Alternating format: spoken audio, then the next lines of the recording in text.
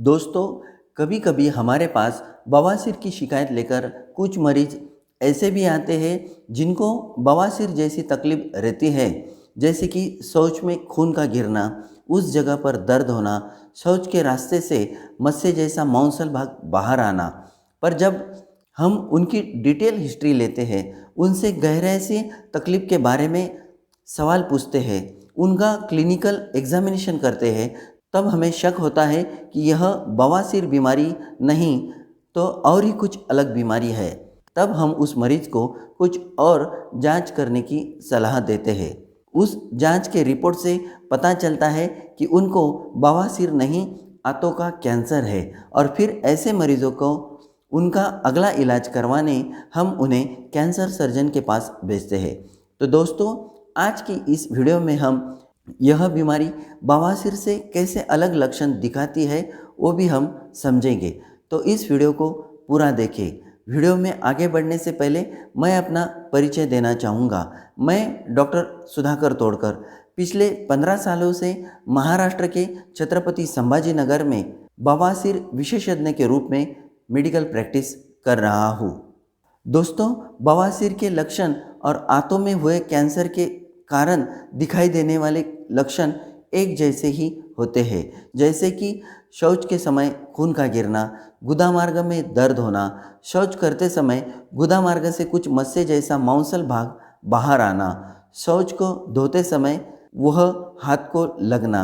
ऐसे लक्षणों के वजह से उस मरीज को ऐसे लगता है कि अब उसे बवासीर हो गई है और फिर उस हिसाब से वो उसका इलाज करते रहता है। कई बार डॉक्टर को भी ऐसा ही लगता है कि इस मरीज को बवासीर ही है और उस वजह से वो डॉक्टर भी उस मरीज को बवासीर की दवाइयाँ दे देते हैं। दोस्तों, कोलन कैंसर की शुरुआत आंतों में होती है।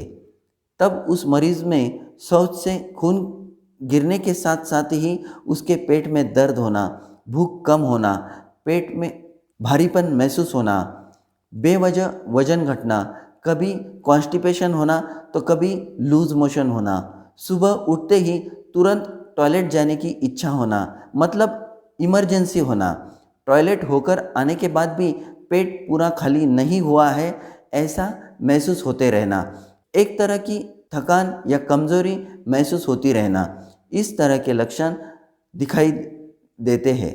कोलन कैंसर यह बीमारी ज़्यादातर बड़े उम्र के लोगों में, मतलब जिनकी उम्र 50 बरस से आगे की है, उस उम्र के लोगों को होने के चांसेस होते हैं। जिन घरों में कैंसर बीमारी की फैमिली हिस्ट्री होती है, ऐसे घरों के लोगों में यह बीमारी होने के चांसेस होते हैं। अगर किसी को क्रोन्स डिसीज़ या अल्सरेटिव कोलाइटिस जैसी आंतों की बीमारी है तो उन लोगों को भी यह कोलन कैंसर होने का खतरा रहता है। जो लोग रेड मीट या प्रोसेस मीट जैसे नॉनवेज का सेवन ज़्यादा करते रहते हैं, उन लोगों को भी यह बीमारी होने का रिस्क रहता है। उसी के साथ ही स्मोकिंग करना, एक्सेसिव शराब का सेवन करना, वज़न ज़्यादा होना, एक्सरसाइज न करना, यह भी कैंसर होने के रिस्क फैक्टर है। कुछ मरीजों में शौच के समय आंतों से मांस बाहर आता है जिसे पॉलिप कहते हैं, जो अंदर आंतों को चिपका हुआ रहता है। यही पॉलिप बाद में कैंसर में कन्वर्ट हो जाती है। कोलन कैंसर बीमारी का डायग्नोसिस करने के लिए उस मरीज की डिटेल हिस्ट्री को समझ लेना बहुत ज़रूरी है।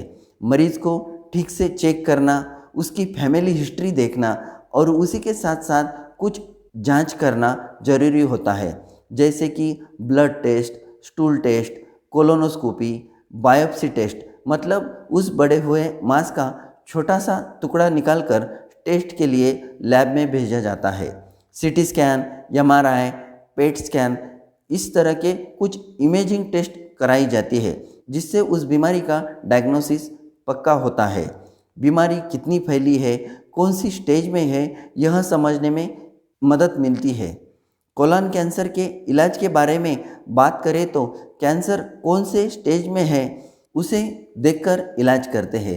अगर वह सिर्फ पॉलिप तक ही सीमित है तो उसे कोलोनोस्कोपी के समय ही निकाल लिया जाता है। अगर कैंसर आंतों में ज़्यादा फैला है तो सर्जरी करके आंतों का उतना हिस्सा निकाल दिया जाता है। उसी के साथ ही केमोथेरेपी ट्रीटमेंट या रेडिएशन जैसी ट्रीटमेंट कैंसर के मरीजों में की जाती है। कैंसर बीमारी में जितने जल्दी डायग्नोसिस और उसका इलाज होता है उतना ही पेशेंट के लिए लाभदायी होता है। अगर पेशेंट इलाज में लापरवाही करता है तो यह कैंसर शरीर में फैलता है जो उसके लिए जानलेवा भी हो सकता है।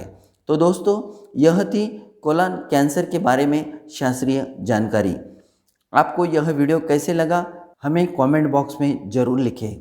आपने अभी तक चैनल को सब्सक्राइब नहीं किया है तो उसे जल्दी से सब्सक्राइब करें ताकि भविष्य में आने वाली ऐसी ही महत्वपूर्ण वीडियो का नोटिफिकेशन आपको सबसे पहले मिले।